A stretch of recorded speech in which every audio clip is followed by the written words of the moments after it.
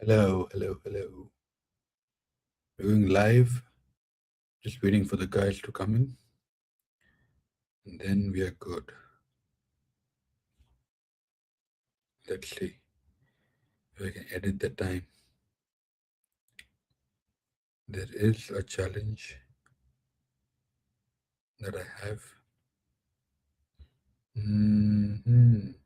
Okay, here we are.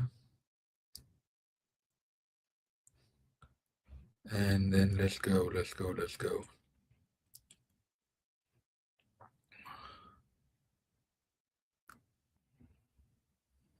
Super.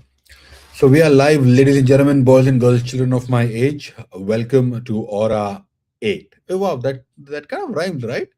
Ladies and gentlemen, boys and girls, children of my age, welcome to Aura8.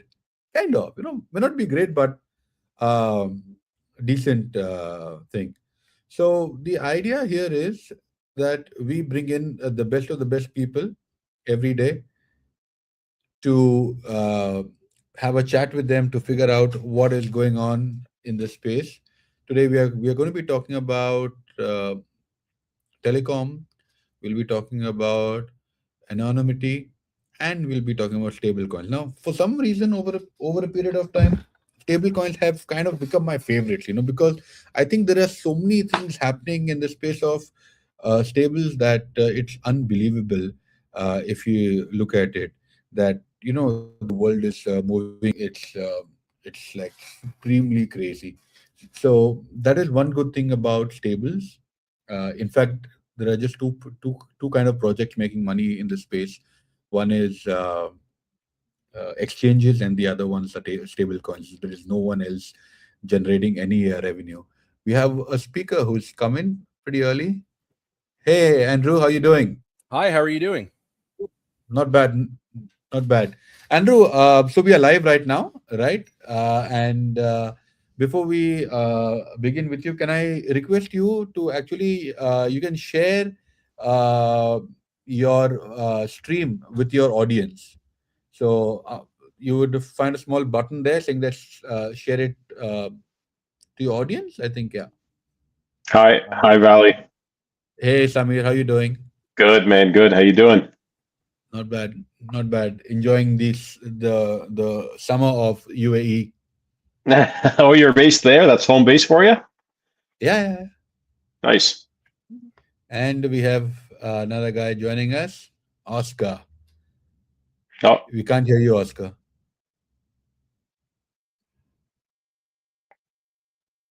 nope. Can't hear you. No. Okay. Okay. Thank you. Samir, can you turn off the blur background, because when we clip the videos, right? Yeah. It the output is really bad. Yeah, this is There you go. this is much better. Can you Oh, face towards the light, because there's light towards your right side? No, no. like Can you this. face the light? Can you face the Oh, light? face the light. Okay. Yeah. I just checked into a hotel here in New York, so I'm kind of trying to. The desk is Still not figuring really it out. oriented in the best direction, but is this better? Yeah, yeah. Much, much better. Okay. Oscar, can you turn the light behind you? Can you turn it off, the one that's behind you, or Yeah. face Well, that I'm one? not going to be on the screen, right? Can you hear me now? Yeah. Yeah, Yep, no. we If can hear no, you. if you're not on the screen, then then I can't have you on the over here, because then in our video we would have just Oscar and a black screen there.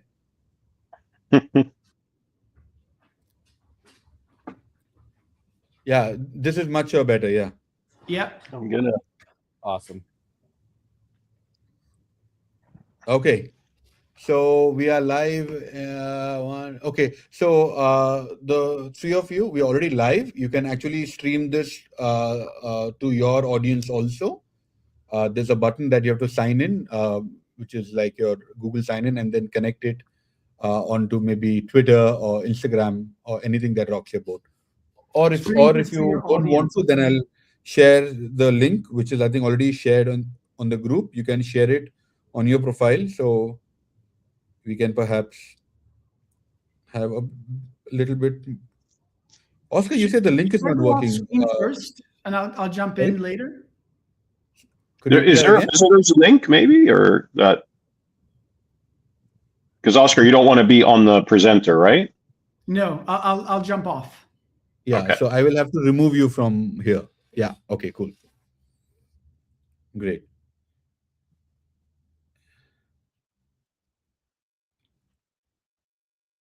You're in the cigar lounge, Andrew? Yes, I am. I was thinking to light one, but then I can't find my cutter. uh, come to Miami. We'll have one together. That's where that famous cigar, the infamous cigar lounge that just opened up. Yes. Which one?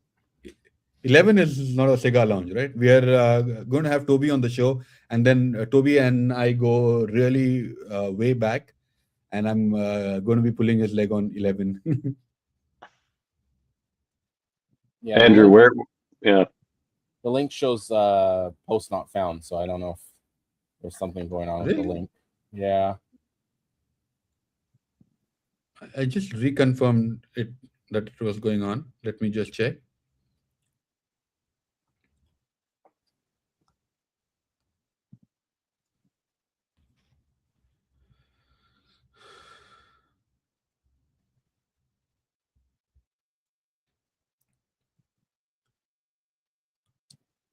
Yeah, because I want our marketing guys to kind of throw it out there.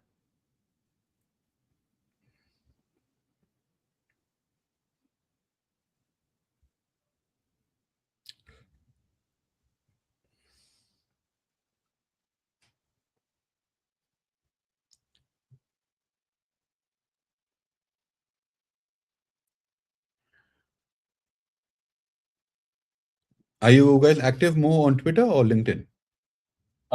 Twitter actually. Oh, okay, perfect. Yeah. If you tag the carrier one on Twitter,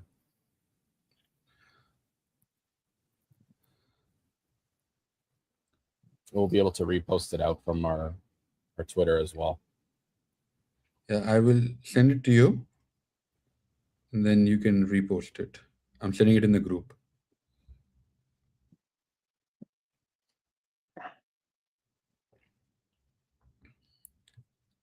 Okay, I've sent it in the group, Andrew. Let's get the party started. Everyone, thank you so much for coming over. For the guys who came in a bit early and were just saying, why nobody's having a conversation. We were trying to get all the sharing action live, but I'm glad the links are shared, and let's get this started. Today is 1st of June. Yesterday we had the full moon. Tomorrow is going to be a very epic Jupiter move. So I hope that brings in all the luck and all the bags for all of us, whether we are listening or we are not. Let there be prosperity. Let there be a lot of abundance. And most importantly, let there be a lot of conversations. Exactly what Aura8 is bringing in with our two guests here. We have Samir and we have Andrew. Welcome, guys. Samir is the co-founder of Carrier One, and Andrew is the chief operating officer. How are you guys doing today? Hey, Valley, how you doing?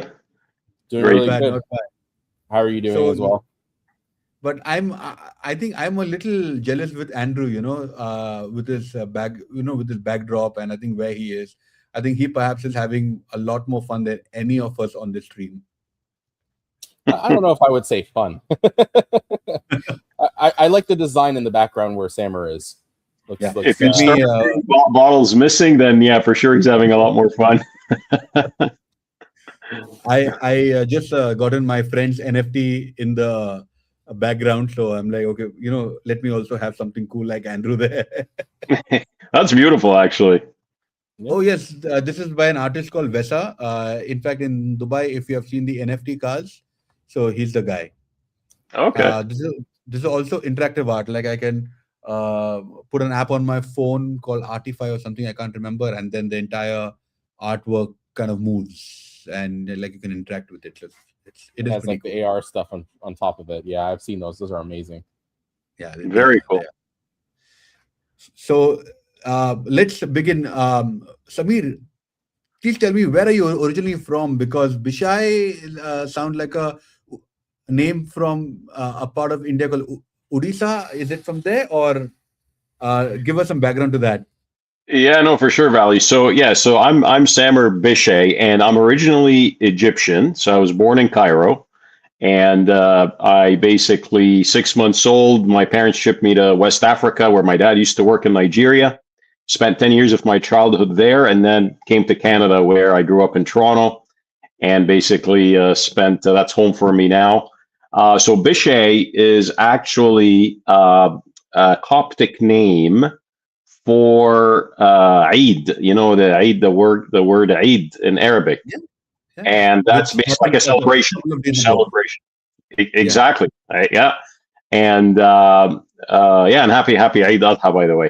So so that's the Coptic Egyptian name for that, like exactly translated, and it just means celebration. So that's there's you'll find a lot of bishays, and they're usually like an Egyptian last name. Now it's great to hear that there's also, is that like a common family name in India as well? Because that's It news to me.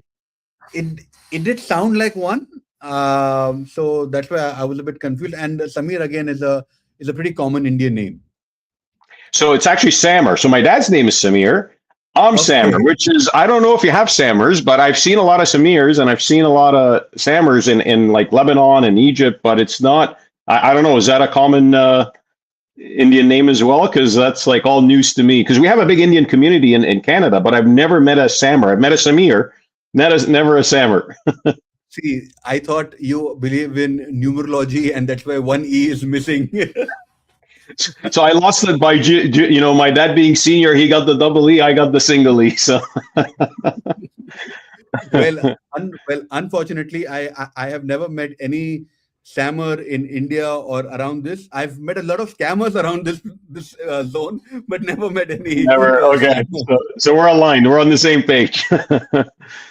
Andrew, and tell us, where are you from, and like what is your background in the Web3 crypto space? Because Oscar, the guy who kind of put all of this together, he was like, stablecoins. Andrew's the guy. You should talk to Andrew. I'm like, okay. So my name is Andrew Lithi. I'm also another co-founder for Carrier One. And just like Samer, my descent is Egyptian as well. But I'm born in Canada, born and raised. Started out as a computer engineer, built out different platforms, streaming services. And then I got my toes wet into crypto back in 2009. I kind of got in, got out, looked at a bunch of stuff in the market. I said, okay, this is probably the future, but it's a little early. And now we're seeing a lot of changes with stable coins. Now banks are starting to look at adding those to their charters. A lot of the charter banks out in the US are saying, hey, this is something here to stay. It's something we have to work with. It's easy for frictionless payments. So something that we've been doing at Carrier One is about building out the groundwork that we have in our app. And the big thing is we're a telecom company, so we build out telecom services. But you would be not surprised to find out that we do a lot of transactional financial stuff too with telecom. So if you ever been out to Africa and you heard of M-Pesa Pay, you'll realize that you're able to transfer and move money using a phone number. So we're doing the same thing, but in the Web3 world. At the end of the day, we really see the value of being able to move money, and especially if you're from Dubai and you do money remittance to India and you're moving money back and forth. It's all about frictionless. So it's all about getting your money from one end to the other very quickly, very fast. And crypto is the answer to that, right? So when it comes down to it, you know who you're receiving it from, you know how you're getting it. It's fast, it's quick, especially the blockchain we've been building on, which is SWI. It's important and imperative that you actually have fast transactions, faster than MasterCard, faster than Visa, in order to get these payments across the world, right? A huge factor to us in terms of the stable coins is being able to work with different banks and all of them being on the same type of infrastructure. So whether you're accepting USDC or SWI just announced that they're actually building out a USD equivalent that they're able to actually bring into the market that will actually have frictionless, and you'll be able to use it gasless. So that's an important factor that we're looking at Carrier One. Interesting.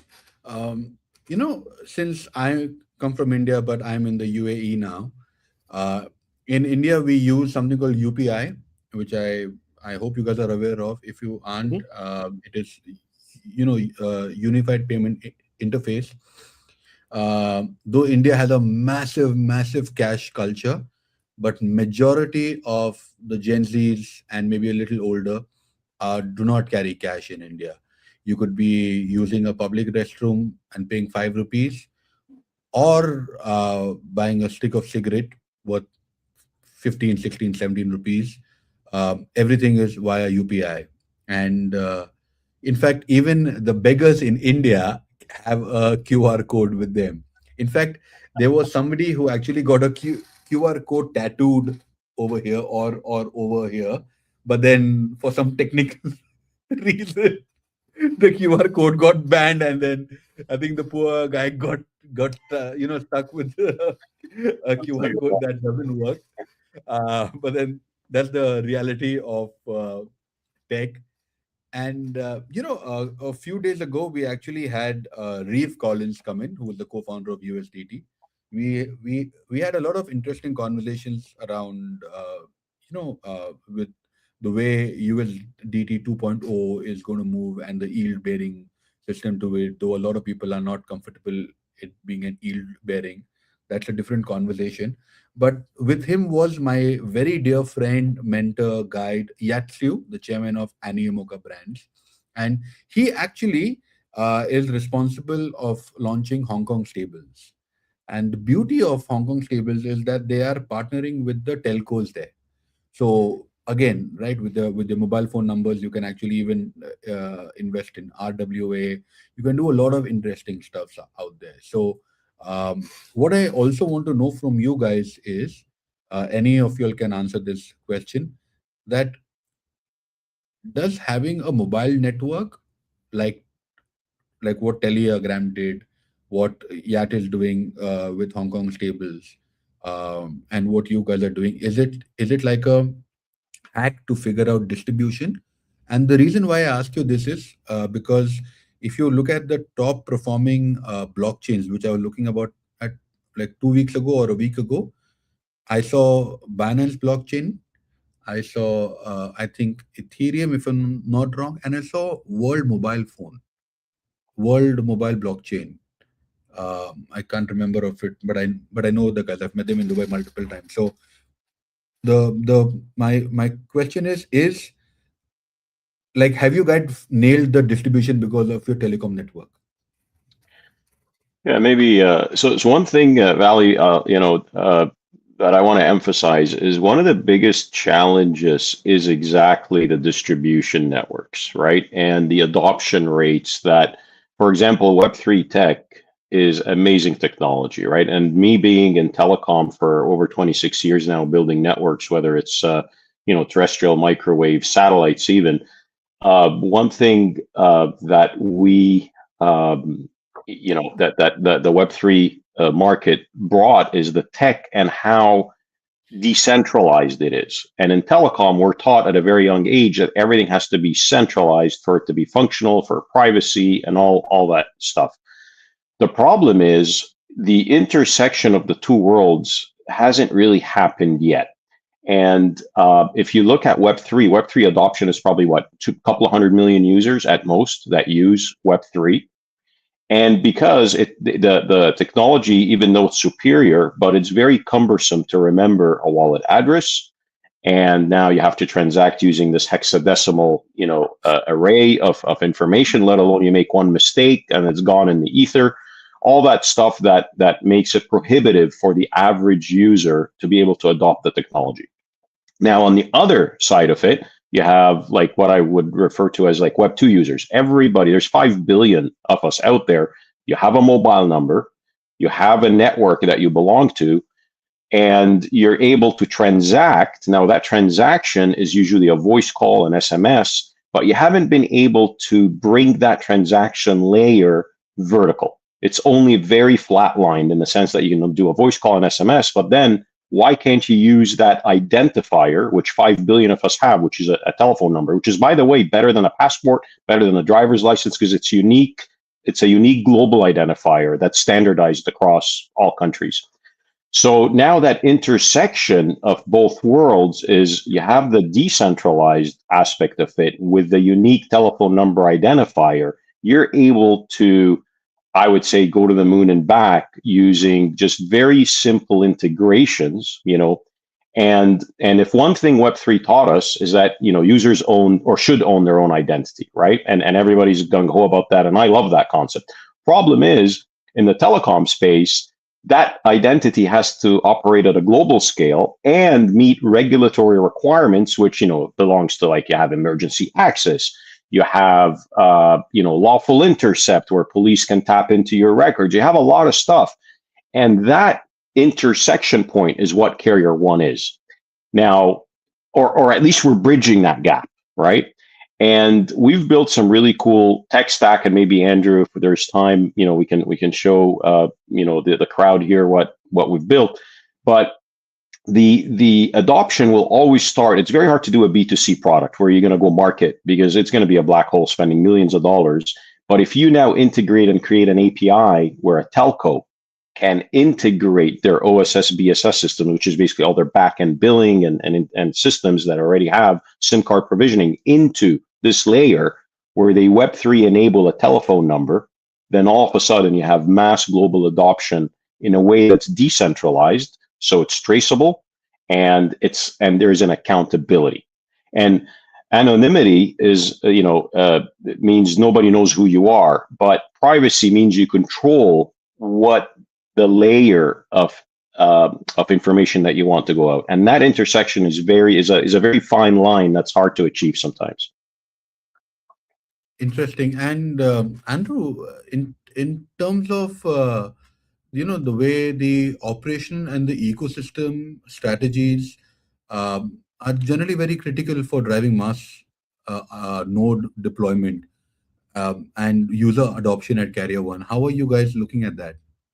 So one of the things is we looked at the frictionless aspect. So getting users on board, easy for them to actually transact, be able to get crypto in their wallet. And that's one of the few things that we got to do for adoption when it comes down to crypto. It's hard for the normal person who just works like 9 to 5, who are probably most likely to use their money remittance at a certain point. So what we've done is we built out something called ZK Login, which allows the person to get their Gmail, log in, it creates a wallet for them automatically, gets them on the app right away. They're able to make phone calls, they're able to receive text messages and do all the nitty gritty with just never actually storing a 12-word key phrase, or even doing your normal standard wallets where you actually have a private key. So it makes it a lot easier for them to onboard, easier for them to transact. And then more to Samer's point is everybody has a phone number. If you have a phone, you have a phone number. It's a phone number that you carry with you all throughout life. If I need to send Samer some money, a QR code's not going to help me unless I ask Samer what his QR code is. But when we actually have a phone number, I know Samer's phone number. I know a bunch of my friends' phone numbers. I'm able to actually send them funds right away without them having ever created a wallet.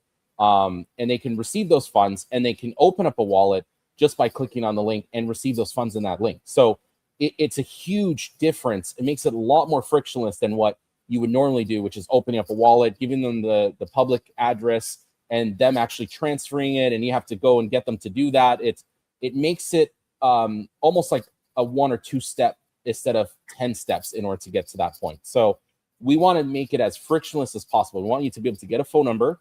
We want you to be able to join on our platform. We want you to be able to send money to anybody in the world, and they be able to receive it without any extra friction on top of that. And that really makes it a true platform that is completely different than what you normally are used to with crypto. No, Andrew, I absolutely agree with you. I don't know why I said no, but Andrew, I totally agree with you. It's an absolute game changer because I can at least remember my friend's number who I'm sending money to, but I'm never going to remember his wallet address, right?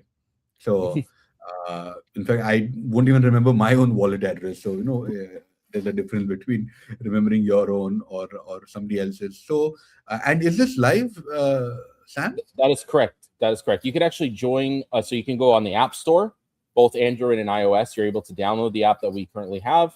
you're able to create an account. When you send funds to a person, let's say their phone number, and they're not a Carrier One client of ours, it will just send them a text message and say, you have money, click this link. You get on the link, it gets you to create an account, and that's it. You're done. If you want to on-ramp or off-ramp, we have those options as well. You're able to take that money off, go to your bank account, back and forth, whichever way you want to do remittance. And it doesn't matter the country you're in. And one caveat just to that, it's on our website. If you go through the website, you're able to use your existing operator phone number. So it's carrier agnostic. We've limited the app right now to kind of force you to actually get a Carrier One phone number, which is only limited to Canada and the US right now. But we will be rolling that out as well globally once we get some more traction on the app side. One thing also that maybe, I kind of lost my train of thought, but the telecom companies, because you mentioned something, Valley, about like, Telia or any of those big telecom operators. One thing that telecom companies have done better than anyone else is actually the adoption game. Banks haven't done such a good job, right? Like if you go to a lot of communities, they might have a 2G phone, that's fine. They're able to just do SMS and phone call, but they don't have access to a bank. And what that prohibits them from doing is participating in a global economy that is now zooming right by them without them having a way to transact and participate and contribute to that ecosystem. So by turning your phone number into, I'm not going to just say a bank account, but I mean, bank account is one of many levels if you think of a high-rise building. So, level 1 could be a bank account. Level 2 could be any digital tokenized asset you can hold through that identifier, allows you to, for a telco, for example, to become a bank overnight, because through the API integrations and all that, which now brings, because out of the 5 billion users, there's probably 1 billion of them that are actually unbanked today. And some of them are in North America, believe it or not. You think Canada doesn't have people in a lot of rural, remote areas that are not bankable? There's actually a lot of them out there. Surprisingly, the US, same problem. So this is a global problem that needs to be solved, and we feel like we're right at the cusp of actually bringing that to the masses. I will absolutely agree with you, because the way the adoption of stables is moving, we have Facebook and Y Combinator giving out their grants to various projects and devs on, or rather via USDC, which is, I think, the biggest way to create a trickle-down effect. I have personally seen this with Bitcoin, because back in the day, I know my friends who actually got paid in Bitcoin, and they got paid in thousands of Bitcoins. And that's what they did, right? They paid their vendors again in Bitcoin. Of course, they had to convince them. They had to really talk and, convince and, figure things out, but so on and so forth. In fact, we have a surprise guest joining us. He's not been announced, but even he's in the telecom space in the Saudi, a very dear friend of mine. And I'm glad that Oscar suggested us bringing him over. The funny thing is that he said, hey, you know what? I have this great guy. You might not know him, but he's someone that you should have him on the show. And I'm like, who are you talking about? And he's like, oh, there's this guy called Adel from Saudi. And I'm like, bro, that's my buddy. Assalamu alaikum, brother. Hi. How are you doing? I'm great. How are you guys doing? Good. Alhamdulillah. Alhamdulillah. Wonderful. So first, please. Go ahead. I enjoyed the conversation so far. It's always great when I hear about concepts like Carrier One and what the team in there is doing. So I was just sitting there enjoying it, and then Oscar was like, "Why are you not on?" I was like, "Okay, I guess I'm gonna come on." So you were listening in the whole time. That's great. That's great. You're working for a telco, Adel, or?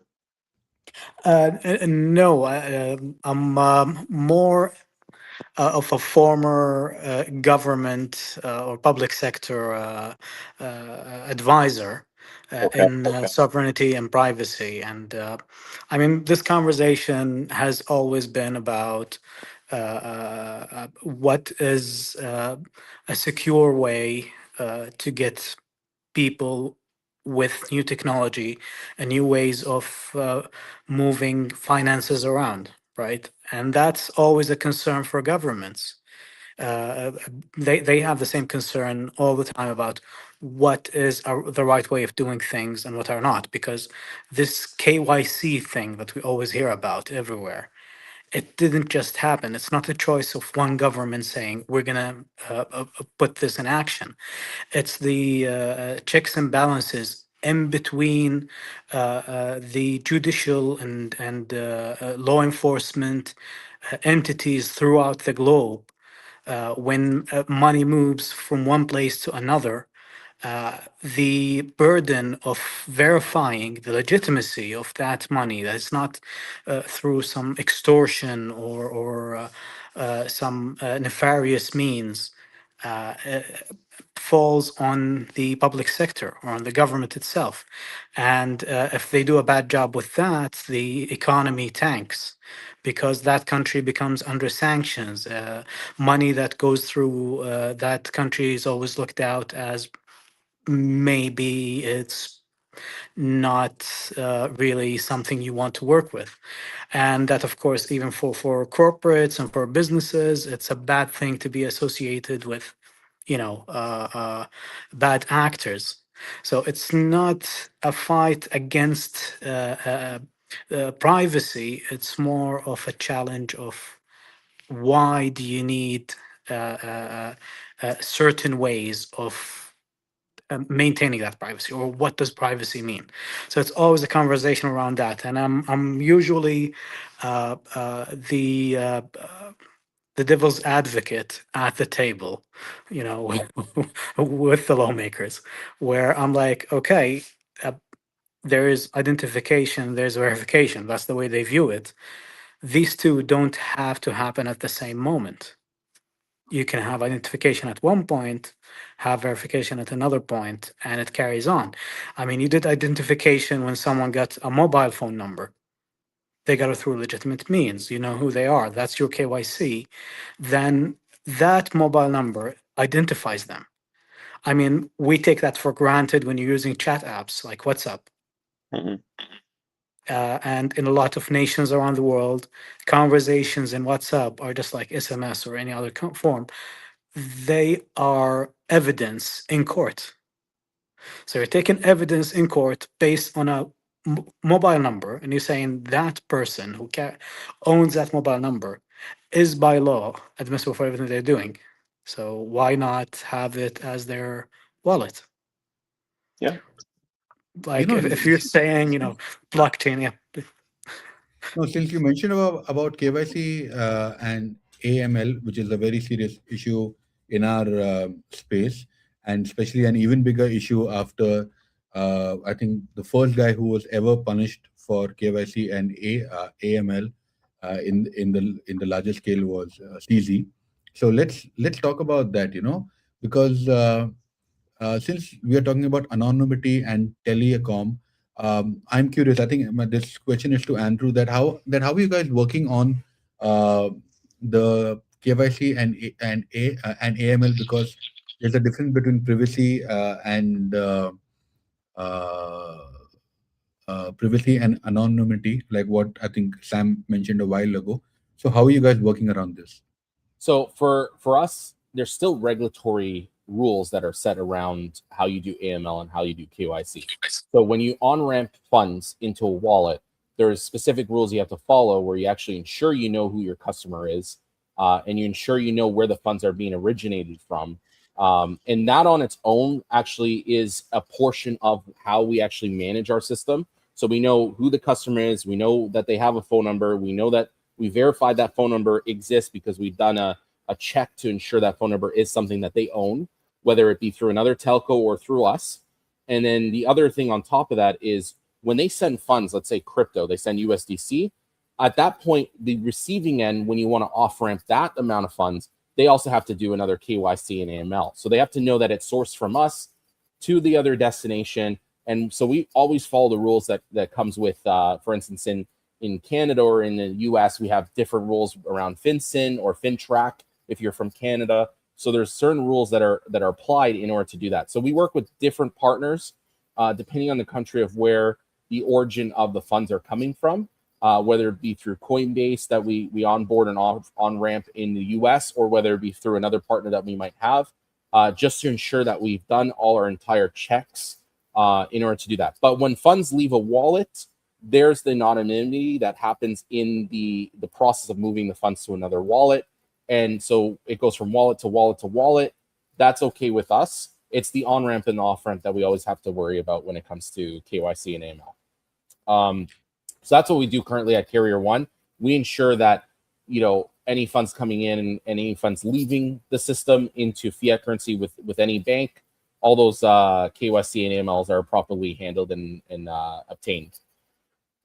So, I come from India, and generally, telecom has been a massive monopoly. In fact, in India, we're still talking about the 2G scam, the 4G scam, and it's massive, like massive. So, these traditional telecom monopolies have shaped the market in a certain way. So, Sam, with you, like, how are you kind of breaking this entire long-term philosophy that already exists, and how do you think the control should be on the connectivity infrastructure? Yeah, if anybody knows about telecom oligopolies, it's probably the worst in Canada, I would say. There was one, surprisingly. So we had you probably heard of Sawiris, the Egyptian billionaire that came and, he deployed wind mobile everywhere. And he actually came to Canada with his billions of dollars and bought the spectrum. And he was stopped at every step of the way, to the point that I was attending a gala once and he was there and he said, it resonated with me because I've been building networks in Canada. And I can totally connect and see the similarities of the pain that he went through. So he said something very interesting. He said it was easier to build a network in North Korea than in Canada. And that that tells you everything about Canadian market when it comes to an oligopoly. We pay the highest rate in the world for telecom. The ARPUs, and just to put it in proportion, like the US, let's say is about $40 US dollars per month on average revenue per subscriber. Canada, for the same plan, same currency, is about $65. And that is, you go to places like India or Romania or UK, you could pick up a cell phone plan for maybe $10 if that's like a souped up. Yeah, it's true. So souped up plan, unlimited, right? So going back to that, there's heavy regulation all over the world, just different rations of it, let's say. But the key point that I've learned throughout the journey is if you're going to compete head to head with the telcos and the incumbents, you're going to lose, because they don't not just have money, they also have lobbying and political power and pull that goes beyond money. And that's a problem. And a lot of people don't realize how important that political pull is. But the idea here at Carrier One is we're not trying to disrupt telecom. We're just trying to bring the identity layer to it and partner with the telcos so that they can offer value-added services to their customers and in turn reduce their churn, because churn is a big problem. Every customer, and especially in North America, it's a very costly customer. So if you rank every mobile customer at $1,000 of acquisition cost, you don't want to lose that customer once he's on your network. And by providing sticky services to the telcos through an interaction layer that Carrier One brings, then we're able to do that, like the multiplier and the domino effect in order to grow. We help the incumbents. And at the same time, there's always going to be a B2C component that the incumbents just don't want to service, whether it's rural, remote areas. That's another, we have two verticals at Carrier One. One is a software layer, which is the identity layer, but the other one is the actual physical layer, where we allow a community, an individual, a landlord, can actually deploy a 4G, 5G, Wi-Fi radio, and that radio becomes a hub for others to latch on and allowing that landlord to monetize from it and to earn money. And we've actually signed a large deal with AT&T to do just that, is to help them offload their data onto our network, for example. So there's a path to monetization and growth without necessarily, because oligopolies, we got to be careful here. And for as much as I used to be naive thinking that, hey, I'm going to take on the world. Well, it doesn't quite work that way. You were talking about the cell phone cost in US and Canada. I think in UAE is also, I think, perhaps the most expensive in the world. I think it's the same with Saudi also, right? Adel? Yeah, and just this talk about taking on the big boys and changing the world. It sounds like a piece from fantasy or something. And I know we have all gone through that phase. And being a privacy advocate myself, I was the first one to question myself and why would I be working or dealing with the governments, in that sense. And I worked with a few governments, but uh, when I looked at it and I was there and I sat with them and I see what they're doing, they're not really, the bad guys. They don't want to be the bad guys. It's just they're in a situation where they end up looking totally like the bad guys, when in fact they're just trying to figure out who's a good guy and who's a bad guy. So until proven innocent, they will assume we're the bad guys. So it's on us to change that view. It's on us to prove that we're not trying to scam people or do some shady practice. We're just bringing a new technology where the big players in the market are not really interested because it doesn't bring them that much profit. For them, it's a losing game. For us, there is a lot of gain, and that's where the conversation is different. So I just want to add on to this that the way we are moving in, right? The movement of money is getting a lot simpler and a lot easier.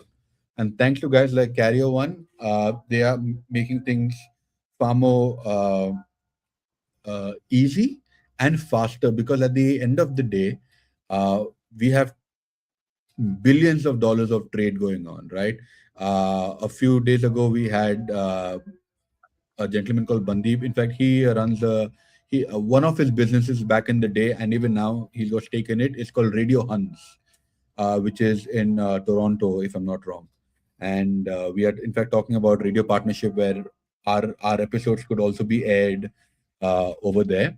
But I think he was talking about how uh, getting stablecoin infrastructure sorted is going to solve a massive T+1, T+2, T+3 problem.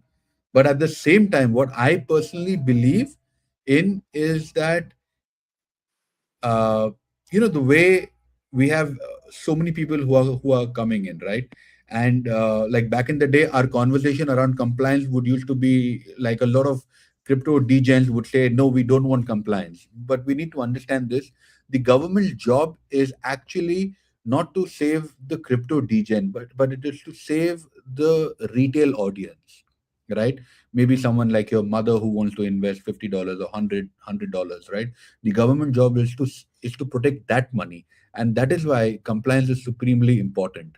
And I think, like how Adel said, that the government don't want to be bad people, but then of course they are not bad people, but their job is to protect. And at times when you're protecting somebody from a different point of view, it might look like that they're bad people, but they aren't, because they are protecting the majority of the people who are actually, that $50 of investment will mean something for them, and they are hoping that it would actually grow. So for everybody out there who still thinks that compliance is not a good thing happening to crypto, I think it's the best thing happening to crypto. It will remove all the bad actors and it will move everything aside. you know um, I'm if there's one industry that I'm a very big fan of, that industry is pornography. The reason being, pornography industry is did not actually see that coming. I did not see Okay. that one coming at all either. Well, I guess so that's what drove the internet to where it is today. So yeah, I get it. I Now get I it. gotta I hear get it. it. I get it. Yeah. Yeah, not now I need to not hear the whole just the thing. internet, payment gateway. pay-per-view, right? Streaming service, and like how Sam said, the way internet is today, right?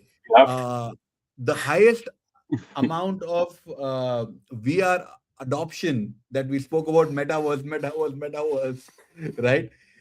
It's there, and nothing compared to what we are doing. So these guys are actually stress testing everything that we have been advocating for years. Literally. Adil, a very important point. It's insane, man. Yeah. Like I don't know how much you know about this, but I dabble into advanced tech, and I'm sorry. I thought you were going to say you dabble into something else. But then no, but you turned out the to be reality defense is tech. Bro, I didn't see most that one yeah, coming. most of the most of the leading uh,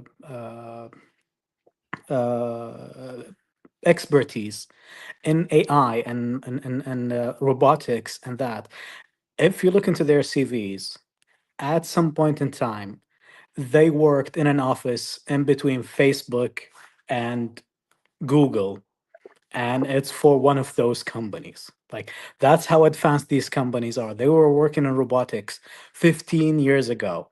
They were one of the most advanced in robotics, even before Tesla came into the picture or the others. Boston Dynamics has been there for over 30 years, but not that many companies have been there for that long. And that industry, some of the leading companies in that industry, they were there, and they were doing robotics, and they're doing AI, and it's insane.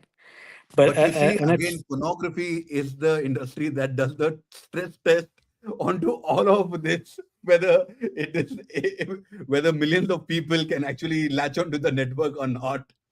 and I think streaming, even the even women this for that streaming, matter, they right? Sam, do you have some stats on that? I'm just assuming right now that even VPN majority of the stuff is to like watch stuff that you don't get to watch on your regular network. Am I I, correct? I think we have Netflix for that as well. It's not just them. In Saudi? And Netflix has a weird library anywhere around the world. So whenever you change your VPN or to another country, you get different library. Sure. So yeah, it's streaming rights. That's the RM for you. But one of the things that when we look at why this new layer is important is when you look at the challenges. So I remember about 5 years ago or so, everybody was concerned about crypto because of energy consumption. You have to establish big data centers to do the computation, et cetera, et cetera. And now nobody cares about crypto energy consumption because AI is taking a lot of that consumption. So there has to be a new layer where things get resolved and we don't have that energy strain anymore. But when you look at the big players, they don't really care about that side. They're not going that way. They're thinking in the other terms. Oh, we're gonna shoot data centers into space. It doesn't matter how feasible that is, but that's the way they think. They always go the other way. They will not look on how you make control. Using the same example, what Carrier One is doing is a new layer where you get to do the verification, you do that, you manage the process, etc. It's a new layer that solves one of the challenges that you have with the current systems because they're not friendly together. And what I'm saying is this is never going to be done by the big players. You need someone to come in and challenge the market. And a lot of respect to you guys for doing that. Thank you, And Adil. Yeah. Sam One and of the Andrew, things. I hope Adil check is in the mail. There you go. Yeah. Yeah. We've been counting all those buzzwords he's been saying. So paper word, not pay per view. No, thank So you, Adil. I gotta We add more appreciate words the then. support. So But Let's. Sorry, go ahead. Go ahead. no, I was just gonna comment about something with it's almost like the big telcos. It's to their own detriment because it's very hard for two big telcos to get together in a room and agree on something because everybody wants to do it their way, right? And sometimes it actually that's the opportunity where the little guy has a shot at it, because then you almost are seen as a neutral body where, you know, you're kind of trying to prove the compliance aspect in a decentralized way where nobody really owns it, none of the big boys, but without creating that mass surveillance that everybody wants. Because that's really, I mean, you know, the big telcos are after power and control, and because they have a lot of rules and regulations on them to do so. Funny enough, in Canada and the US, we don't have the same rules and regulations as in Europe and the rest of the world, where you can go and pick up a SIM card today from a prepaid, you know, like a prepaid SIM card at a gas station and activate it without them knowing anything about you, you know, which is insane, right? When you think about it, because telco is no different than, once again, moving goods and services. Goods and services could be dollars, millions of dollars moving on these internet pipes, and imagine no KYC requirement. This to me is insane. So because the world is changing fast, it's going to happen. The whole idea here is we're trying to create that layer, to Adil's point, where others can just adopt quickly without having to go through cycles and cycles of change and complications that usually the big boys face. Let's talk about deepen, you know, because I'm personally a big fan of deepen projects, because back in the day, I think during 2021, we were trying to get into a lot of phygital space, because just digital didn't really make a lot of sense to me back then. In my defense, I need to say back then. But then let's talk about, you know, can a truly global user anonymous deepen mobile network like yourself, Carrier One, coexist with the national telecom regulation, what you mentioned, or the government will inevitably force compromise that would dilute our decentralized vision and mission of our lives? Yeah, so I mean, from our perspective, the CRTC, which is what we have the governing body in Canada, they've been pushing forward to having some more neutral grounds between, you know, MVNOs, MNOs, which are mobile network operators, and then mobile virtual network operators.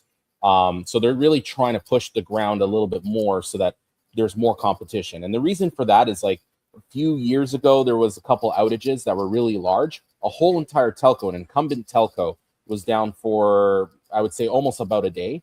Wow. And when they were down for a whole day, nobody can communicate. You couldn't call. Bank machines were off.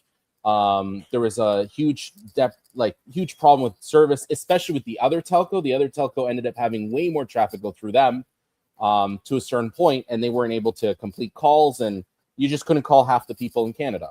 And that's a huge issue, right? So as a look at what the government bodies are starting to do, is they're starting to say, let's start working together. Let's start putting some rules in so that a mobile network operator who's an incumbent will allow you on their network. And that's a huge important thing, because before that, you had to buy spectrum. You had to deal with certain things a certain way. You had to deal with rules that they had behind there. Now they're starting to kind of remove a little bit of that red tape, but they still have the red tape still up there for some things. But now they're starting to realize we can't just keep all our eggs in two baskets. Maybe if Samer has, yeah, you know, with your nodes that you are launching with in partnership with AT&T, do you think that will cover, like, Canada? The traffic or the population is very centered, right? It is not spread out like perhaps in India, or the UAE, or uh, different countries. I think Australia and Canada is pretty similar with how their population pockets are placed. How do you think you can actually cover the entire Canada with that node, or do you just want to cover the important pockets? How do you guys yeah. want to function? So for us, we actually get a whole bunch of listed locations from different mobile network operators that say these are troublesome areas, not just one specific area, but like there's multiple different ones that some mobile network operators have. They'll say, hey, we need to cover this. And we have, you know, sometimes there's a baseball game, like say, for instance, you go to a stadium and the stadium has, you know, a capacity of about 20,000 people. And everybody's trying to upload this pitch that just happened from the baseball game, and everybody's using their phone, they're on Instagram, they're uploading the video. It takes a lot of effort for that to go through, and everybody's doing that. then the tower gets overloaded. So with the Wi-Fi offloading, which is one of the options that we have as Carrier One, it allows for stadiums to input Wi-Fi, give access to other members, able to earn rewards from that, specifically from installing the Wi-Fi and also enabling it for the mobile network operators. So it's a win-win situation, because a lot of the mobile network operators, they have specific spectrums and specific ranges. Once those fill up in terms of bandwidth, they need to offload onto another type of bandwidth, and the other type of bandwidth is Wi-Fi. And that's another spectrum that exists out there, and especially with the Wi-Fi 6 and Wi-Fi 7, which has even more bandwidth on the Wi-Fi range. That's an important thing for us on our end. If I may add, maybe just on that value, what we've done is built this orchestration platform that allows people or communities, and time couldn't be better for us in Canada and the US, because they're rolling out programs for, there's been a lot of spectrum squatting, because spectrum is a scarce resource that basically once you occupy it, it's gone, and you can't like add any more on that frequency, right? It's a permanent address sort of thing. So the spectrum squatting is, a lot of the incumbents have bought up a lot of spectrum to eliminate competitors from coming in. But now's the time where the regulator, like the CRTC or the FCC, is saying, hey, you can't squat on spectrum anymore.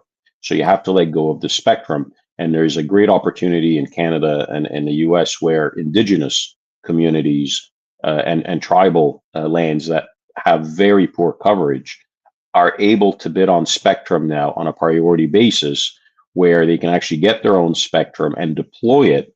And we have the perfect platform for that to happen, where they need to know nothing about telecom. Because I always say telecom is like, to get one customer on telecom, the first customer costs you $20 million, every other customer is free. Problem is that first $20 million is a big hurdle, time and money to interconnect, do all that. So we have that platform running with all the interconnections, everything. And all you have to do is literally just buy this device and then roll it out.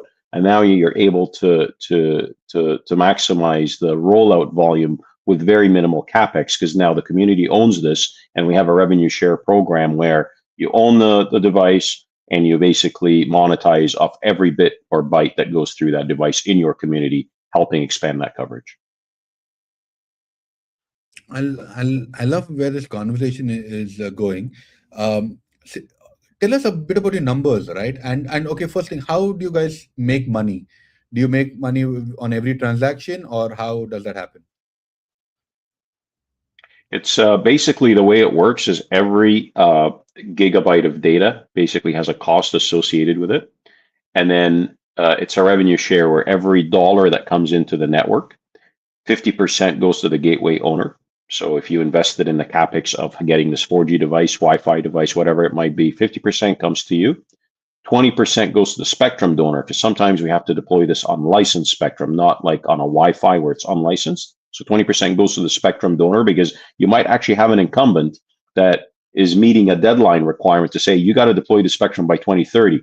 But for them to actually go through the headache of deploying it themselves becomes a big uphill battle for them, with all the budgetary restrictions and all that.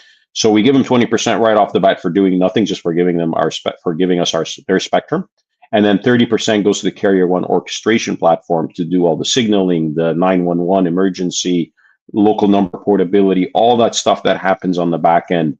That basically makes it seamless for the end user. That's the overall model. Obviously, there's like variants of it, depending if you're like, you could be a landlord, because the capex model, the 50% revenue share model, assumes that you bought the hardware and you own or are responsible for the real estate. But it might be a partnership between a real estate guy and the person actually buying the hardware. So we can further split that, and it's all done through blockchain instant settlement, which is another big thing, by the way, in telecom. It's a big problem.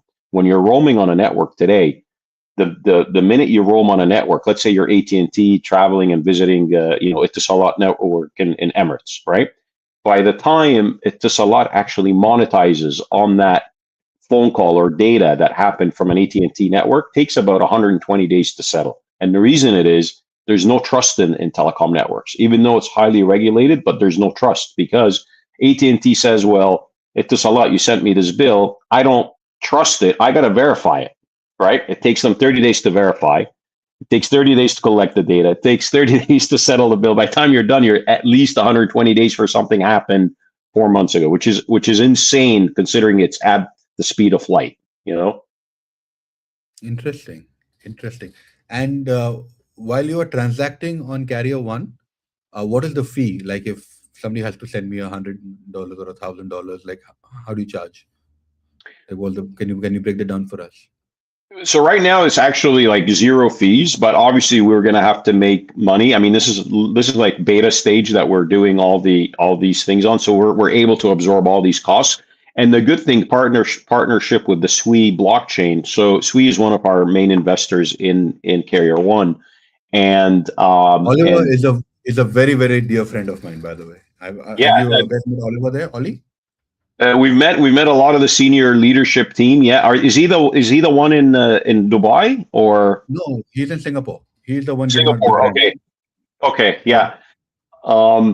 I believe we've met like a lot of the guys, and they've been amazing because what they've built is a purpose built for high speed, low latency, and low gas fees. So we're able to absorb a lot of these gas fees because it actually doesn't cost a lot, and it's going to be transactional based, where you're going to pass millions of transactions and then make a few pennies here and there, and eventually it adds up to being something significant.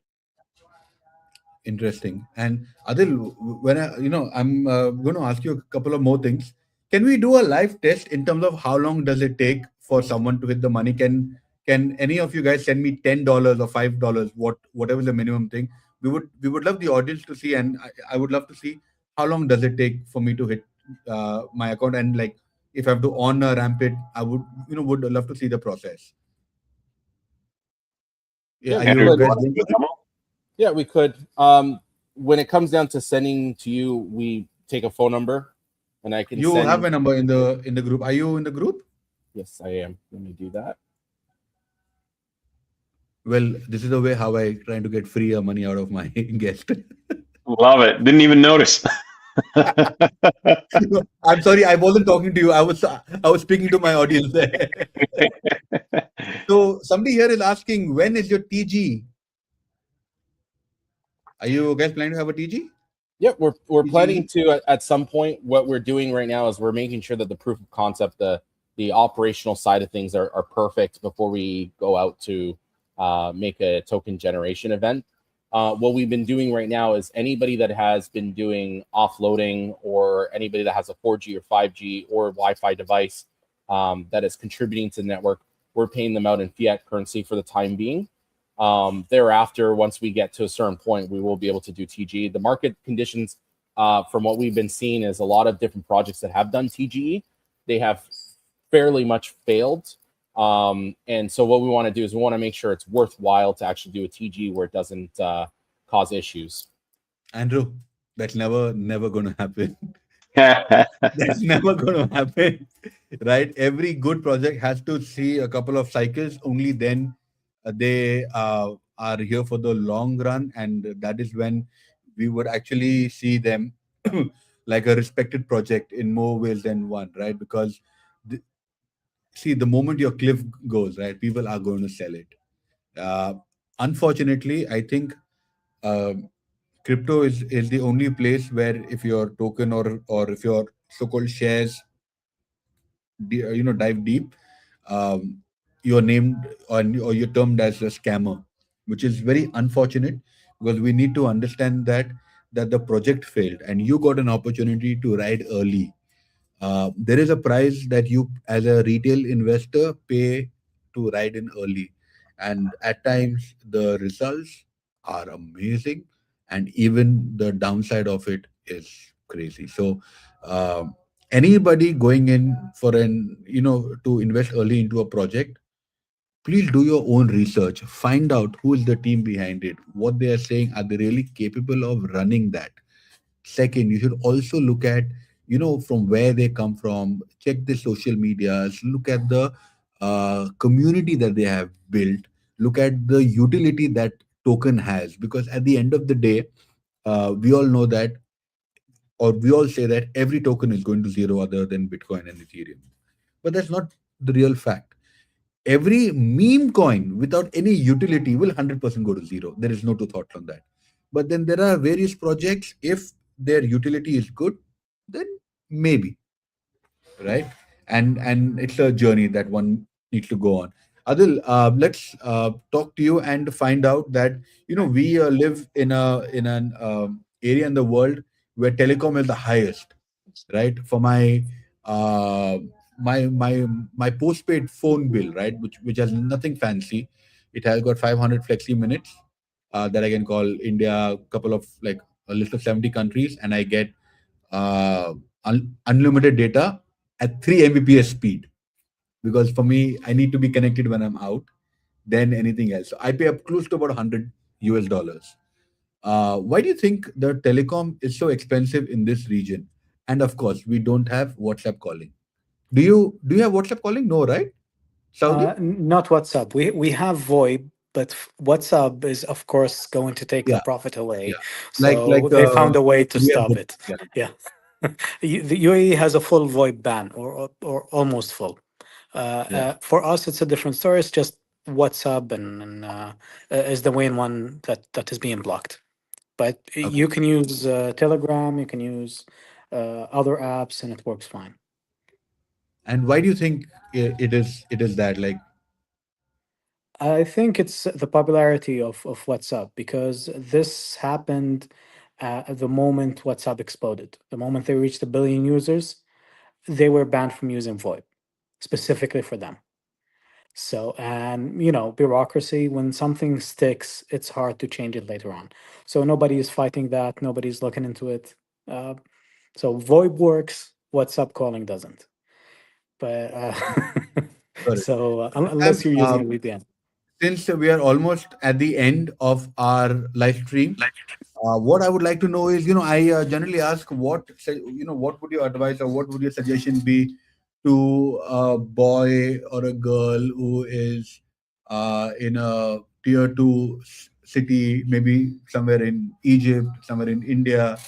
But then I think I want to ask you a different question: that how is AI affecting your business, and why students and kids in tier two, tier three cities around the world should pay attention to Carrier One?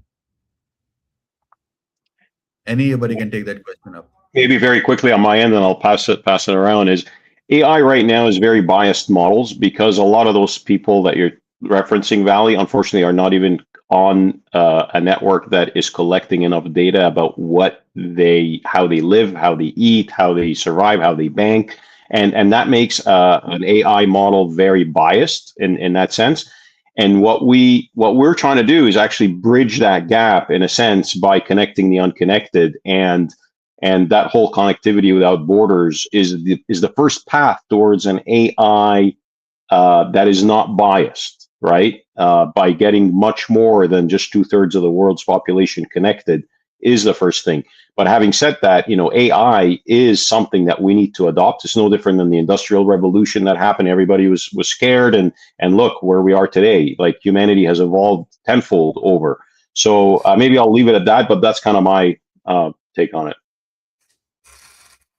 Yeah, from my perspective, when it comes to AI, I mean, we've implemented AI with something called the AI Butler, and that AI Butler is what kind of drives people to be able to send and receive money using just AI to say, hey, I want to send to Phil, and I want to send them $2, and it will do it automatically for them.